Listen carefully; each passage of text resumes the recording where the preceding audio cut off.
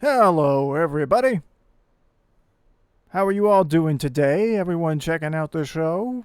I think this is my 40th episode of this little experiment I've been doing for a while now.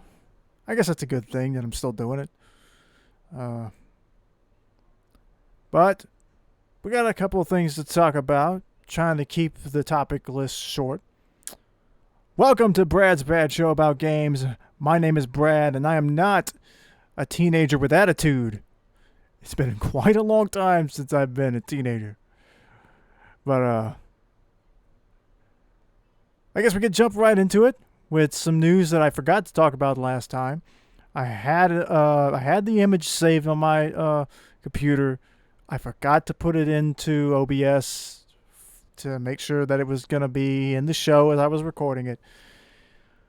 But anyway, recently it was revealed that Ryu and Chun-Li in their Ranger forms, their Power Ranger forms that were part of the Power Rangers Legacy Wars app game, will be playable characters in Power Rangers Battle for the Grid. I think that's pretty cool. And I remember talking about this a while back. The idea, this is a Power Rangers fighting game. And there already is a crossover established with Capcom having several Street Fighter characters in Power Rangers Legacy Wars. So why not bring some of those characters into Battle for the Grid? It just makes sense. And so it looks like we actually are getting that. Ryu in his Crimson Hawk, I think is his official Ranger form. And Chun-Li in her Blue Phoenix, I think it is. It's Hawk and the Phoenix. But I believe they will each get... I think they will get a helmetless version. Let me see if I can find anything about that. I'm not entirely sure.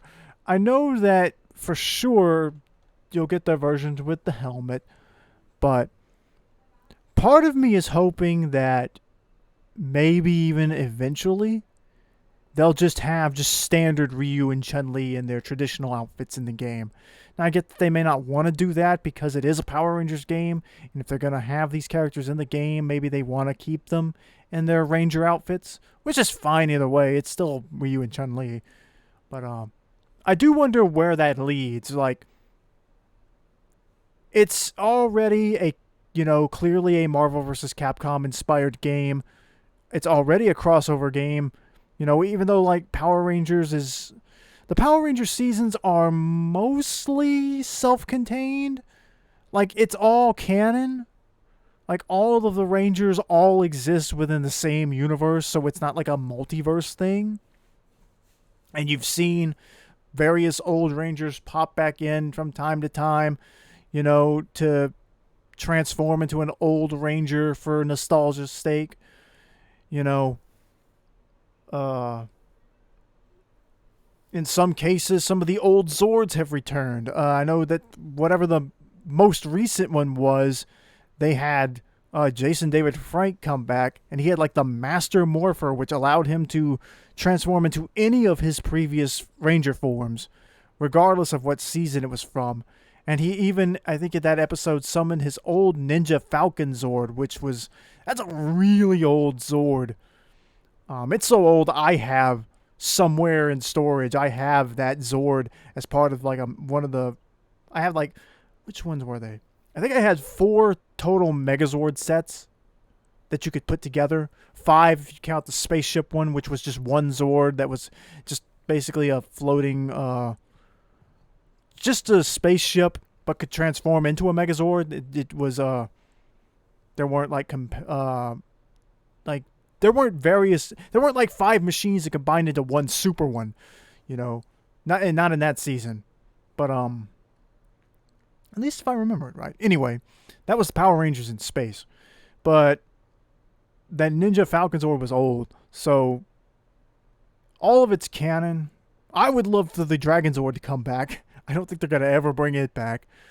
But Which it's funny, like this is not really relevant to the game, but it's funny that like the next Power Rangers I think is gonna be dinosaur themed again. Like if you count the original Mighty Morphin series or whatever you know Super Sentai or whatever you want to call it, they were dinosaur themed too. Not in the name, they were just not like in the English side it's just Mighty Morphin Power Rangers, but all of their Zords were extinct dinosaurs or like the mammoth and all that. So they've already done like the old dinosaur ones. Then there was like Dino Fury, and then there was like Dino Thunder. I think Dino Fury may be the new one. Dino Thunder was the one Jason David Frank was like a recurring character on. But at least I hope I'm not mixing that up. But like they're now on like their third or fourth incarnation with dinosaurs, and I just think that's kind of funny. But it's just it makes me kind of I do kind of like that though, but it does I conflicted on it. Like are they just is it just that the series has been going for so long that maybe they just have to recycle things? Like I guess that's true. That's kind of true for everything. But anyway, to get back on topic, I'm curious about where this will lead. Apparently, the Power Rangers have also done like crossovers with Teenage Mutant Ninja Turtles, and apparently they had Ranger forms too.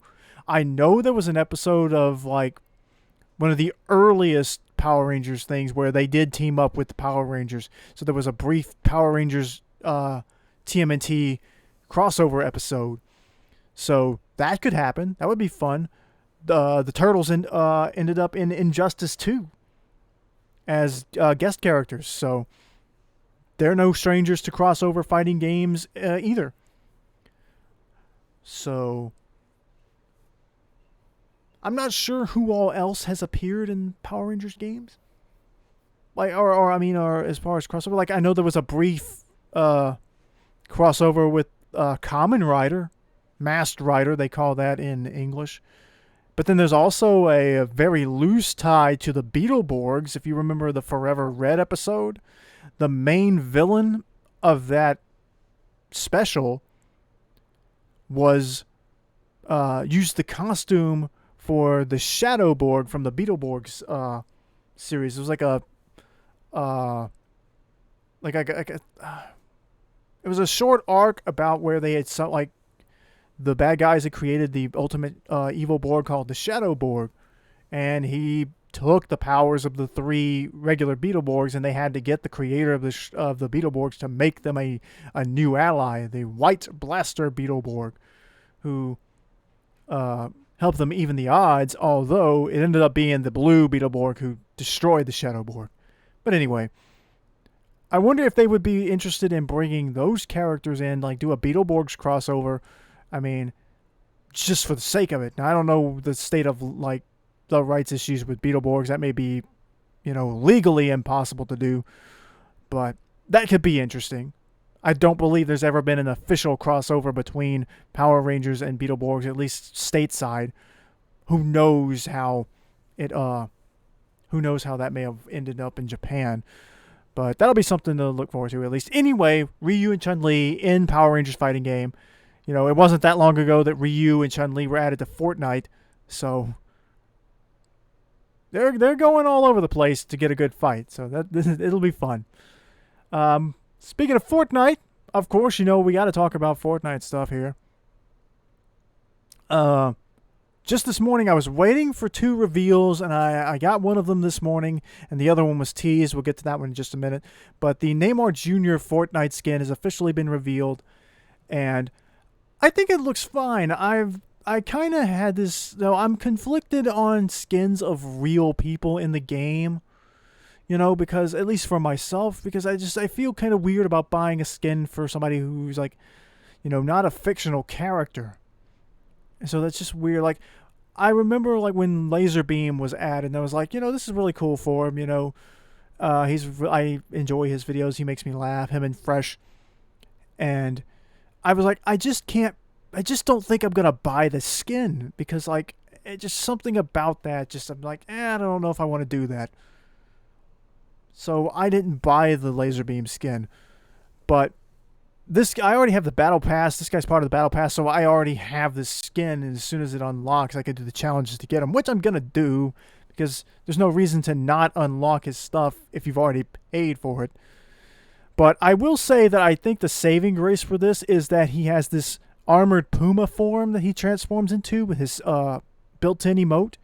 It does look pretty interesting. It's got a bit of like the Black Panther and maybe a little bit of Wolverine in it. I guess like, to go with this primal theme that like, he's instinctively this great soccer player or football player, depending on where you live.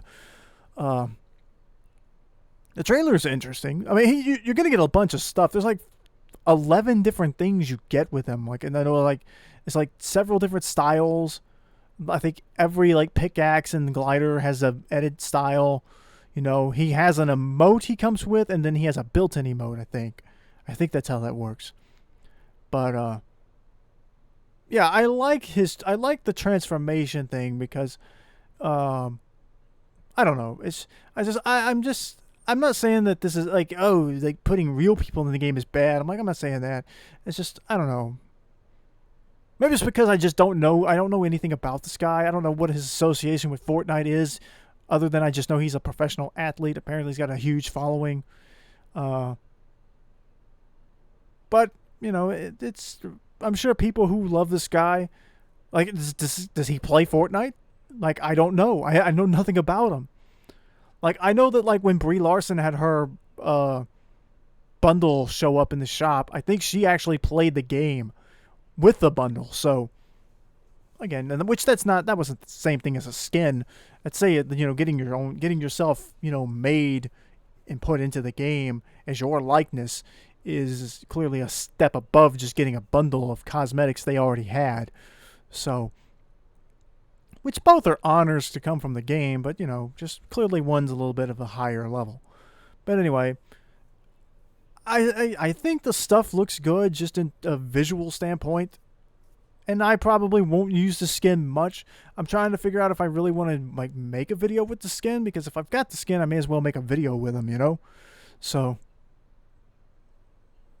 but anyway, don't really have anything else to say on that one. But the trailer for it was kind of cool.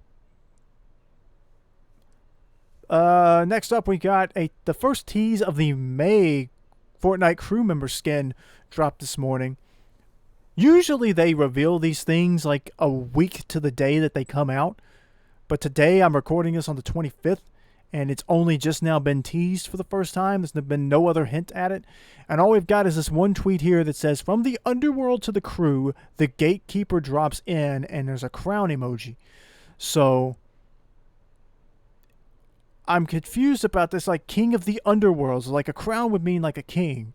So king of the underworld. So what does that mean? Now, I'm trying to think right off the top of my head who this could be. And my first thought was maybe like Hades, maybe? Like the Lord of the Dead. Maybe is this a tie-in to Hades from that game that everybody loves so much? I doubt it. I feel like this is going to be an original character, though. Although I wonder what the super off chance it could be that it might be Shadow Midas. Remember Fortnite mirrors? I think people have said that traditionally Fortnite has like linked to King, as in King Midas. There's been a Lara Croft's gold variant is linked to that as well, because there's a statue in the Tomb Raider games that's said to be that belong to King Midas, that if you touch, Lara turns completely gold and you game over, or you lose a life, or whatever. And so that ties like Midas to Fortnite, or clearly not the same character, but the same origin. So I can't help but wonder if maybe this is Shadow Midas. It was people were really disappointed that Shadow Midas was not a skin from Fortnite mirrors. So maybe this is what they're doing with it. It would be another way for, yet again, Midas to remain relevant through this season. Every season, there's been some tie to Midas dropped in there somewhere. Midas was introduced in Chapter 2, Season 2. In Chapter 3, the whole map being flooded was because of the event that was caused by Midas, and he was killed in the opening trailer for Season 3 by the loot shark ate him. Season 4, Midas returned as Shadow Midas for Fortnitemares in the middle of the Marvel season. Season 5, I think it was Bunker Jonesy actually hinted that he thinks that Midas might still be alive. And then that was the same season we got Marigold, the female version of Midas, in the game. So what would be Season 6's... and I think the gold bars that they added to the game are tied to Midas as well. But if they want to bring Midas back, for Season 6... We're past the halfway point now, or we're getting towards the halfway point of Season 5, because there's only just over, it's like, 6 weeks left of the season, I think? The season's currently scheduled to end on June 8th. So this is the end of April. We got a whole nother month and then a week of June. So who knows what they could be doing for that. But those are just some ideas from me.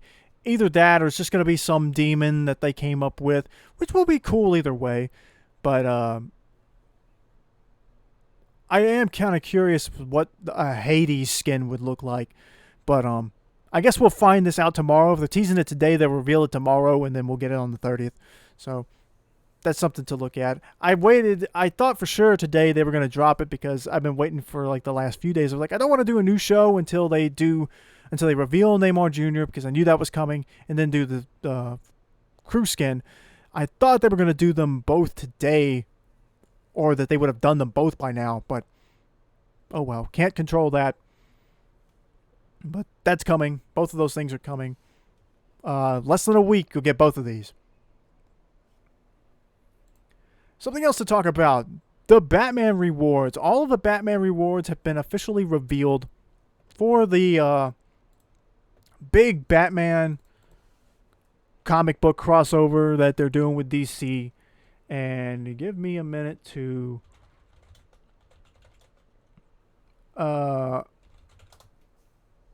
pull up the item that the picture I had. Where is it? I think I saved it on Twitter.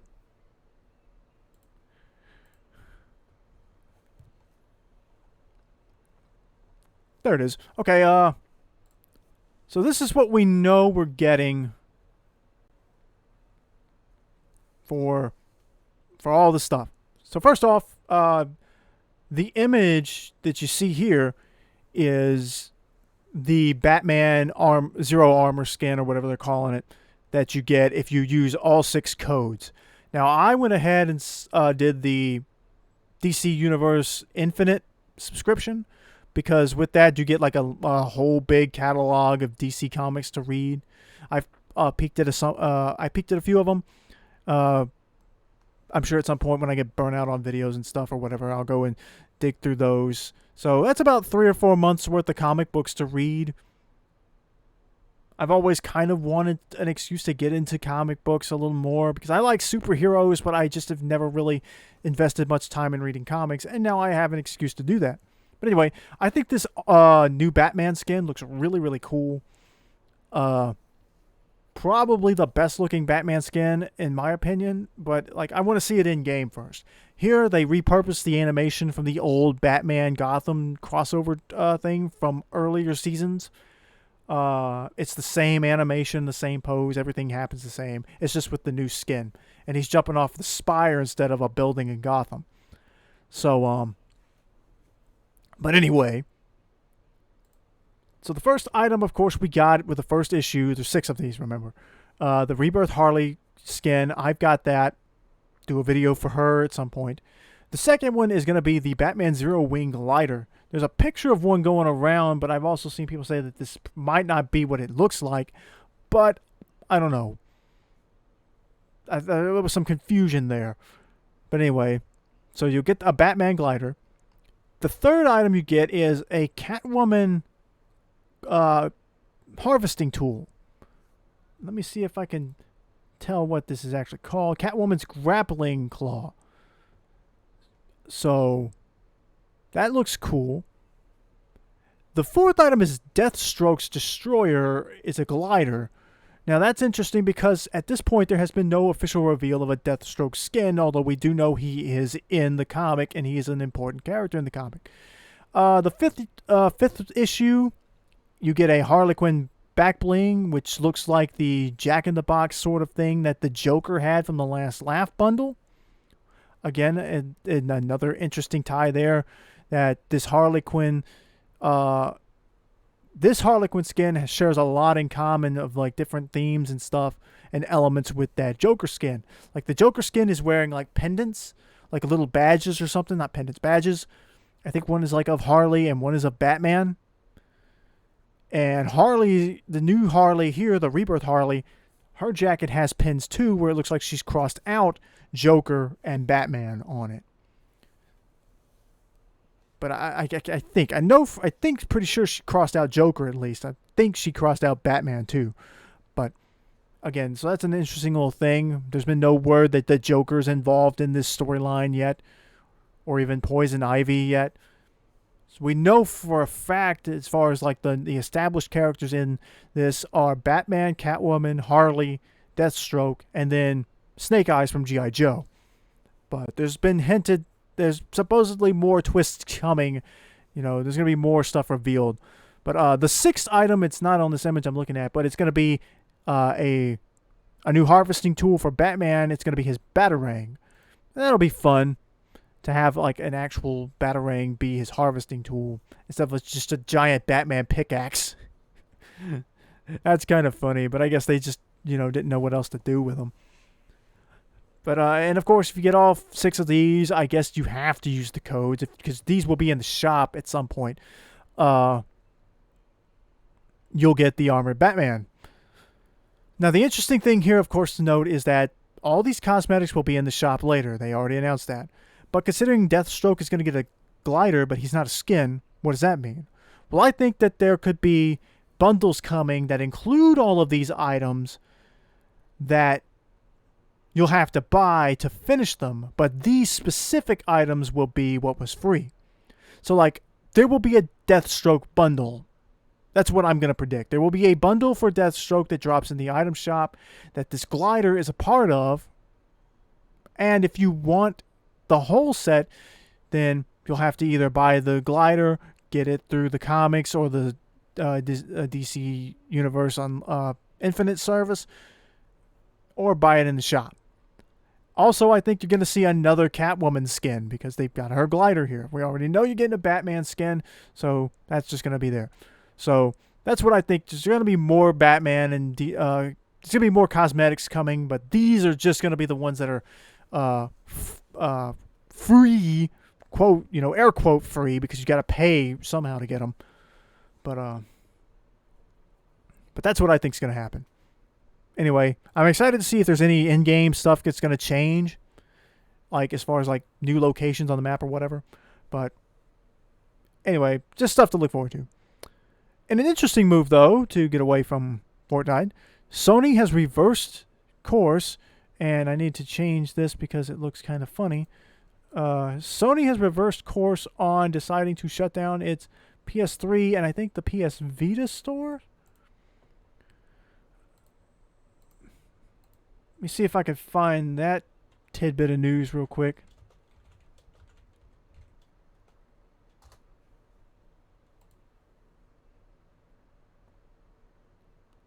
Yeah, it's the PS Vita. They're not going to shut that down.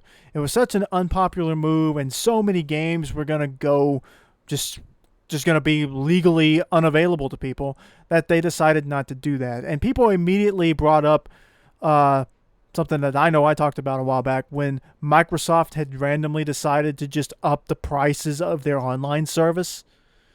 In the middle of the pandemic when people were staying at home and so many people were losing their jobs and it was just going to be... And people were like, what are you doing? Why would you up your prices when people are starting to, people are going to start hurting financially. And there was such major blowback from that they not only reversed course on the decision to up their prices, but they even went ahead and decided that any game listed on the service for like Xbox Live that is free to play will no longer require you to have an Xbox Live subscription to play them. So like me playing Fortnite, you got to pay, even though Fortnite is supposed to be a game that is completely free to play, you have to pay, or at least you did have to, which that's now active now. That recently came into effect, so it's good now. You had to pay your service for Xbox Live and then play Fortnite. So you couldn't just play Fortnite on Xbox. Now you can. So that was something that they, not only reversed course, but then even decided to try to throw people a bone further by saying like, hey, the spirit of these games is they're intended to be completely free to play. Now, of course, you get away from the consoles and everything, but, you buy your console, these are supposed to, be games that you just need a console to play. But I'm glad they did that. I'm glad they're doing this here, And with all this stuff going on, like there's now apparently Apple, I think it is facing a lawsuit over the idea that they advertise paying for their service or paying for a game, or not a game, but a movie, a film, or whatever, that if you pay for it, then you have bought it. And so now that language is being questioned legally, and the idea being that they're going to challenge people to say that buying something digitally does not offer the same protection as physically buying something. And even though the terms are the same language is used, there's clearly not the same level of protection of availability to something you paid for online, because if the service goes down, then you don't have that anymore, even though you bought it, Or if a rights issue comes up, then even though you paid for the game, you can't play it anymore.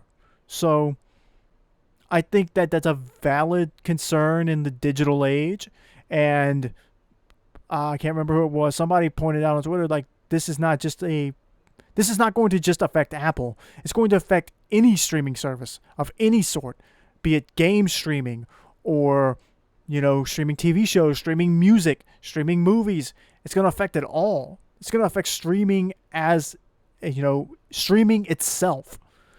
So hopefully that will work out for the better of, for the people. Because if you pay, regardless of whether you pay, $20-$30 for a film, physically or digitally, you paid to be able to watch that whenever you want. You should be able to watch it whenever you want, and not just when they decide to let you watch it. Now, of course, they could always get out of it. That's the way that, big, powerful businesses operate. They have the money to argue that they are right. They literally pay people to tell them, like, no, you're wrong. So I would still say, if as often as possible, buy physical media, because they can't take that away from you. If a streaming service loses the rights to a show, but you still have the DVD, as long as you have a device you can play that DVD in, they can't stop you. You bought the DVD. And like I said, I understand the appeal of digital. I really do. People want to consume, not consume, but conserve space. People need their space. But sometimes you got to make that decision of whether, you're willing to conserve space versus, potentially losing out on playing something later because somebody decided that they own more, or they have more control over a piece of media than somebody else at any given time, or just that a deal to make money expired. So that's just something to think about. But at least they did go and decide not to do that. So now we're going to do something else that I like to do on this show now, and that is we're taking a side quest. So you know what that means. We're talking about something that's not specifically related to games, and we're going to talk about something that I'm enjoying a lot, and is probably going to become a regular part of this show going forward. We're going to talk about the Dragon Ball Super manga, because I love Dragon Ball. So we just recently got Chapter 71. So let me give you a quick rundown of, before we get into this chapter, a quick rundown of what's going on. We're in the middle of Granolah the Survivor arc. If you can see the image here, the green hair guy there is Granolah. He's the last member, the last living member of the Cerealian race from planet Cereal. And he despises Frieza and the Saiyans. Why? Because the Saiyans, under Frieza's order, destroyed planet Cereal. Destroyed is not in the like Frieza blew up Namek sense, but just they caused destruction everywhere. They slaughtered all of the Cerealians. They destroyed all their buildings. They just destroyed. They did like the old Transit Plate thing, where they came in, wrecked the planet, in order to make a profit off of it later. And he resents the Saiyans specifically for that, and their greater affiliate. Like, I think he's primarily angry at Frieza because Frieza was the head of the Saiyans. You know, he was the ruler of the Saiyans at that point, but he also despises the Saiyans too. Unfortunately, like at this particular point in the story, the Saiyans are largely considered to be extinct by the majority of the universe. Frieza was dead for many, many years, but has now been revived thanks to the end of the Tournament of Power. And, of course, a handful of Saiyans did survive. A grand total of 5 managed to live. Well, no, let's go back and count it. There was the 4 original Saiyans from Dragon Ball Z that we know of. The Dragon Ball Super Broly film established 2 more Saiyans who lived. And then before that, the Son Goku and his friends' return established that Vegeta's little brother survived too. So a grand total of 7 Saiyans at the moment did not die in the destruction of planet Vegeta. But anyway, to keep from going on too long, Granolah works for the Heaters, a group of, I assume they're like part of the planet trade. They regularly do deals with Frieza, where the Heaters sell some of the planets as well. The Heaters sold planet Cereal to...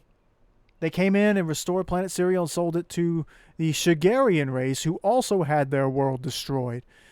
Now, the Shigarian people are very nice. They're very friendly. They seem to love Granolah and the old man Namekian who lives with Granolah.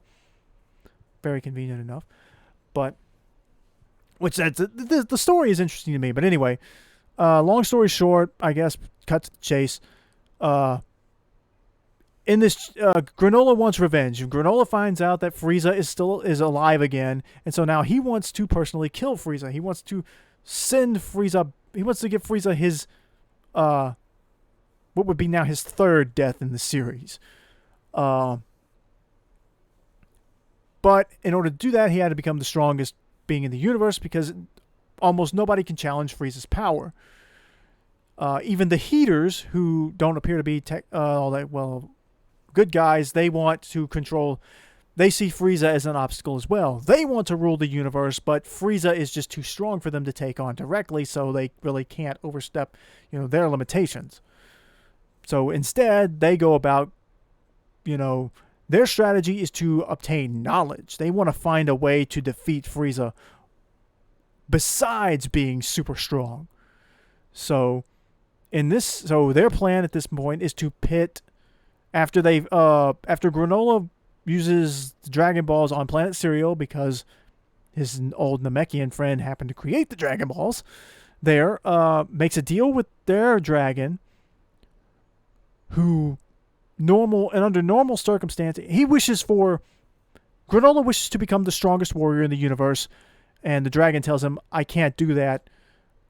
I can't just give you strength. That's beyond my power. However, I can make a deal with you where I can condense all of the strength you would have potentially gained over your life into as a gradual progression into one gigantic power boost.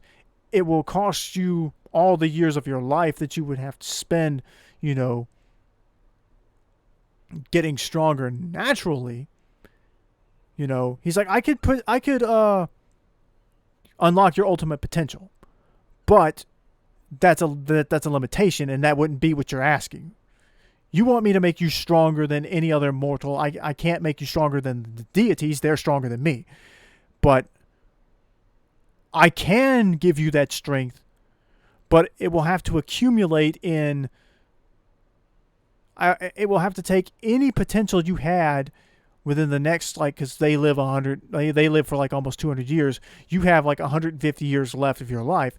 I can condense almost all of it down and have all of that strength compiled and added together, and then give it to you that way, and then you will be the strongest in the universe. And Granola's like, sure, fine, I'm down with that. And so he exchanges almost all of his life for this tremendous increase in strength, and in turn, he's left with only 3 years left to live. So he'll lose his life in 3 years. So now he's strong, and so the Heaters, who believe that there probably is some truth to Granolah being the strongest in the universe now, they plan to pit him against Frieza in hopes that Granolah gets himself killed, so that because they worry that that Granolah is going to screw up their plans to take over the universe. Because then, if he kills Frieza, then Granolah will just be the top dog that they have to take down. And if he kills Frieza, that just means Granolah is stronger than Frieza, which makes him a bigger obstacle to overcome. So they're trying to play everybody against each other, and now in this chapter, we see Granolah is just waiting for the Heaters to let him know where Frieza is. Well, Goku and Vegeta are both training. Goku wants to train to learn to master Ultra Instinct, which Whis tells him in this chapter is something he can do in base form. He doesn't have to transform. So Ultra Instinct is both a transformation and a technique that appear to be linked, but they are also separate. So the Ultra Instinct form, I guess, just makes it more complete, I guess, and easier for him to do, while also giving him godly strength. But he can still use Ultra Instinct in his base form. He can train his body to move on its own and just react automatically. So that's interesting, and that's how he's supposed to cut back on the stamina drain of Ultra Instinct that he has suffered from both in his fight with Jiren and Moro. Vegeta, on the other hand, is learning to master Hakai energy, destruction energy. And Beerus even gives him a ear clip that Beerus has been wearing ever since day one. That is supposed to be the symbol of the Destroyer. So Goku and Vegeta clearly trying to take different avenues of strength to prove which one is the superior warrior. Is it the guy who can react without thinking? Or is it the guy who can erase things from existence beyond destroying them? So it's interesting to see how those two powers will play into this story versus Granola's sniping ability. And now this presumed ultimate strength, because months have passed in this story arc where Granolah gets his strength and then he has to wait. So he's apparently just been waiting months for the Heaters to get back with them on this information. Meanwhile, Goku and Vegeta have been getting stronger. So there's the very real possibility that Granolah was the strongest being in the universe at the time that he made the wish. But Goku and Vegeta have gotten stronger, and they may have just surpassed him. So it'll be interesting to see this, because the setup now seems to be, as we see, the Heaters have gone to Zuno and asked them 10 questions. We only know of a few of them, but we do know that they learned about Goku and Vegeta and how to get them to do what they want. They know that Goku and Vegeta will listen to Chi-Chi and Bulma. So 2 of the Heaters travel to Earth to to hire Goku and Vegeta to take care of a baddie named Granolah, who is destroying or threatening to destroy their world. And Vegeta is suspicious of them right away because he notices that their ship is very luxurious. They paint themselves as being like from like a peasant world, and so Vegeta's kind of like, a peasant world wouldn't have a ship like this. What's going on? But they tell him like, oh no, this is a ship that we reserve for heroes and champions. Like, we felt like if we were going to come request the great Goku and Vegeta, who's like, I think they may have even tied him to saving Moro, saving the universe from Moro. Like, if we're gonna come get you guys, then we have to come do it in a manner that is worthy of your honor and respect. And so they eat up to them, kiss their butts right off the bat, and Goku's just happy to have some food, and he's gonna get to challenge somebody who they say the Heaters tell him like, this guy says he's the strongest in the universe. So Goku of course he's all for it right off the bat. Vegeta, he's like, I'm just gonna keep training. So then the Heaters then in turn, I think it's Maki specifically, the girl Heater. I think they're all siblings. I'm not sure about that. I think the Heaters are actually siblings, but they could just be a group and they refer to each other in like brotherly, sisterly sort of way. But I think they actually are supposed to be siblings. But anyway, Maki contacts Granolah and tells them like, I think if I remember the chapter right, she says they don't have a lock on Frieza's location, or maybe they did. But she does tell them,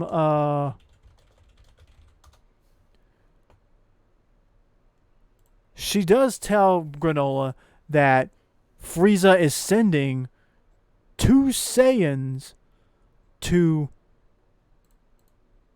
planet Cereal to attack it again.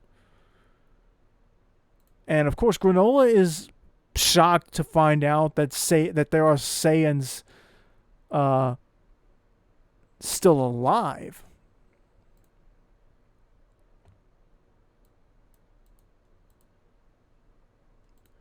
Hang on, I'm looking it up.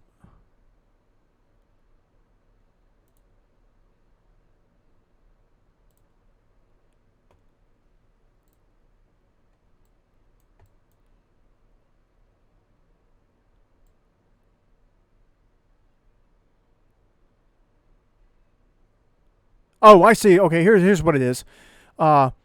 She tells Granolah that they did find Frieza. They found him out, but the squad that they sent to the squad that located him, according to her, this is just her little story she's telling,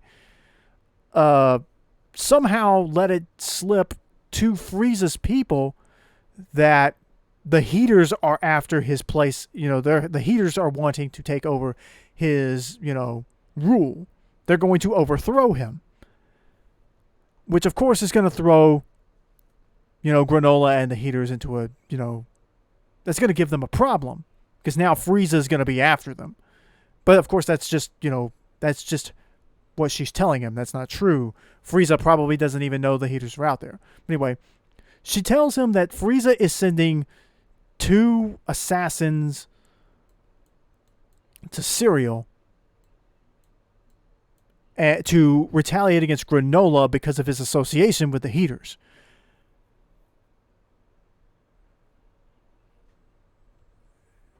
But Granolah, of course, is kind of like, oh, don't worry, don't worry, I'm stronger than Frieza now. I'll just beat them up and make them tell me where Frieza is, or make them take me to Frieza.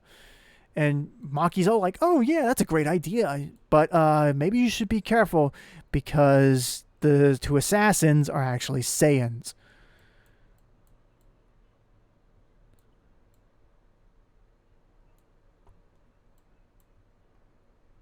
So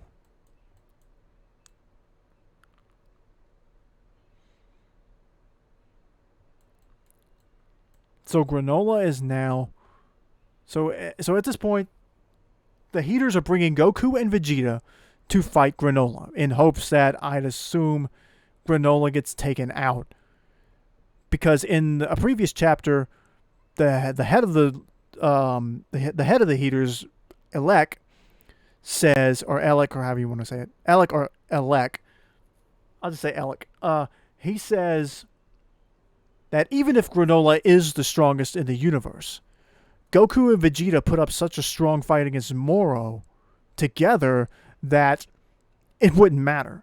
Goku and Vegeta are strong enough in their own right that even the most powerful guy in the universe would not be able to beat them if they fought together.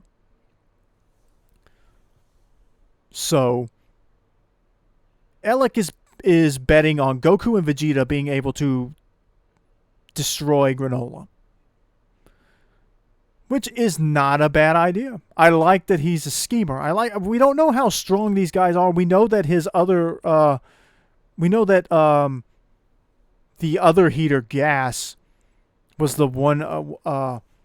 He's supposed to be the strongest of that group. And from that conversation, when Granolah comes back after he's made his wish and he's demanding that they tell him where Frieza is, he fights Maki and Oil. So that's the two. The other two, the two that are out there that went to go get Goku and Vegeta, are Maki and Oil. He fights them. Oil is supposed to be pretty strong in his own right. Maki, I think, is pretty strong too. But Granolah just easily does away with them. But before Gas can get involved in the fight, Alex stops it. And he's like, okay, you've proven to us that you're definitely much stronger than you were previously. And then Granolah tells him about the Dragon Balls and all this and this and that, which leads to Alex's other plan. But anyway, we find out here, story-wise, there's a very good reason why they're holding Gas back, because Gas is clearly very, very powerful. And Alec even says he thinks that Gas may have been able to defeat Granolah. But if Granolah really is the strongest in the universe, which I'm starting to wonder if maybe he didn't get that wish after all. He got the wish for ultimate for this great deal of power that may put him rivaling the strongest people in the universe, but maybe he isn't the strongest person in the universe, because that was another thing that the elderly Namek brought up, that says, like, even if you do wish to become the strongest in the universe, that doesn't mean that tomorrow somebody else won't show up that's stronger than you. Just because you're the strongest today doesn't mean you'll be the strongest tomorrow. So that's going to be a theme. That's a theme that's been in Dragon Ball before, where like Master Roshi's whole plan with the first tournament that Krillin and Goku participated in was that he wanted to make sure Goku lost that tournament, as in to instill in Goku the idea that he thought if Goku won his first world tournament, it would kill his drive to push himself further. Because, like, on your first try, you're the best. No reason to keep training. And so he did everything he could to ensure that Goku would lose. And it was and he even tells him that he's like, there's a whole dimension of fighters out there that, there will always be somebody out there stronger than you. There will always be somebody who's better than you, and you should push yourself to meet that challenge when the time comes. So that's a big theme in Dragon Ball, and it's going to be a focal point in this arc. So that's all very interesting to me. I can't wait to see what they do with it now that Goku and Vegeta are clearly in the next chapter, are going to arrive on the planet and confront Granolah, who's going to confront them. And there's obviously going to be some words exchanged there, because Goku and Vegeta were told that this is an evil villain. And Granolah is going to, of course, say, you Saiyan scum, you destroyed my people. I'm here to get revenge on you, finally. Now, this is obviously not the main fight of the arc. Granolah is not really a villain per se, but he definitely seems to be reckless, not unlike Goku, in demanding fights and wanting to, satisfy himself over the betterment of the world, or anybody around him. He's like, no, this is what I want. I'm going to go after what I want. So that'll be interesting. It'll be interesting to see how all that plays in, especially with considering Vegeta is the Saiyan Prince. So he's literally like the top family of the Saiyans. And how will Granolah react to that? How will Granolah react to Goku? And how will Goku and Vegeta react to Granolah? That's what I want to know. So just under a month until we see the next chapter. But it's a very interesting chapter. I'm interested in all of this stuff. I know some people have had issues with it. They think that the story is maybe moving a little too fast. But I think there's a lot of battles still to come. Frieza has not appeared in the arc yet. We do know that Goku and Vegeta, of course, are the main focal point Saiyans in this. But again, Broly exists within the show now. Goku had previously said that he thought that Broly was stronger than Beerus. Frieza has shown... Frieza at the end of the film said that he wanted to keep his eye on Broly and thought that maybe he could utilize him again in the future. So I'm curious as to how all this is going to tie in. Like, when will Frieza show up? How will Frieza impact the story, especially when it comes to the Heaters? Because there's a lot of different groups out there. There's Granolah doing his own solo thing. The Heaters are there. They want to rule the universe. Frieza has his army. He kind of rules the universe at the moment. And Goku and Vegeta are just there trying to become stronger. But they are defenders against evil to an extent. So how will this all play into things? I'm very curious to see all these different parties, interacting with each other.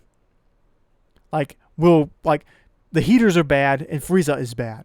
Will Gas have to fight Frieza at some point? Or just one of, the latest batch of Frieza's cronies? Will Broly show up? What will Broly's interaction be?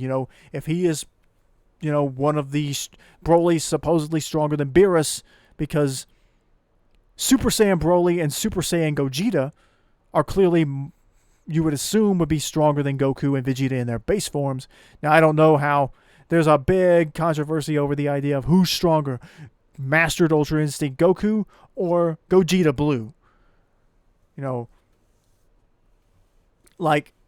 If you take previously established things like Goku in Super Saiyan 3 was no match for Super Saiyan, for Super Buu absorbing Gotenks as a Super Saiyan 3. So if you take that into account, that Super Saiyan 3 Goku could not could not overpower Super Buu, who had absorbed Super Saiyan 3 Gotenks. And I think Gohan was maybe on par with Buu in that form. I think he was actually a little weaker. So, yeah, that was what it was. When Buu absorbed Gotenks, Ultimate Gohan was no match for him, and neither was Super Saiyan 3 Goku. Then when Buu absorbs Gohan, he's obviously way stronger, but base Vegito was stronger than Buu, in the anime at least. In the manga, Vegito transforms right away into Super Saiyan.